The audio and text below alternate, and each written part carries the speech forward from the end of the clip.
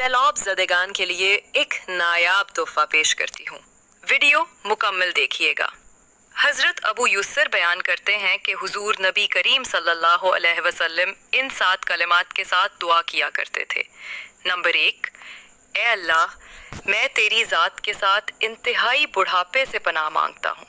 इंसान उम्र के इस हिस्से में पहुँच जाए जहाँ चलना फिरना खाना पीना मुश्किल हो जाए, हत्ता कि अकल भी ठिकाने ना रहे, तो ऐसी हालत से पनाह मांगी गई है।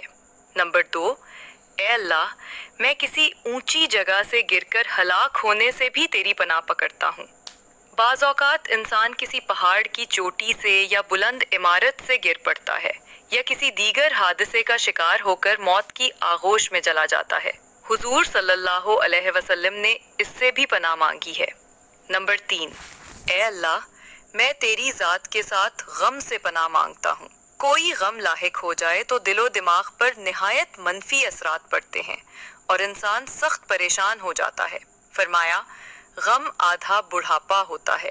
गम दुनिया का भी होता है और दीन का भी। हुजूर अलैहिस्सलाम को दीन का गम था जिससे आप पनाह मांगते थे। नंबर 4, ए अल्लाह, मैं तेरी ज़ात के साथ पानी में डूबकर मरने से पनाह चाहता हूँ।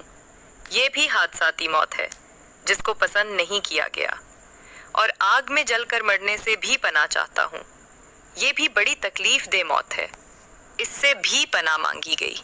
नंबर 5, और इस चीज़ से तेरी पनाह चाहता हूँ कि मौत के वक्त मुझे शैतान मखबूतुल हवास बना दे और इंसान ईमान की दौलत से महरूम हो जाए। शैतान आखिरी वक्त तक हमलावर होता रहता है ताकि उसके ईमान पर डाका डाल ले, लिहाजा पनाह मांगी गई है। नंबर 6, ए अल्लाह, मैं तेरी ज़ात के साथ इस बात से भी पनाह चाहता हूँ कि मैं तेरे रास्ते में पुश्त फेरने वाला बनूँ। जब दुश्मन से मैदान जंग में लड़ रहे हों तो उस वक्त पीठ फेर कर भागना सख्त मायूब है कि उससे दूसरों की भी हौसला शिकनी होती है। नंबर 7, ए अल्लाह, किसी कीड़े मकोड़े के काटने से मरने से भी तेरी पनाह चाहता हूँ।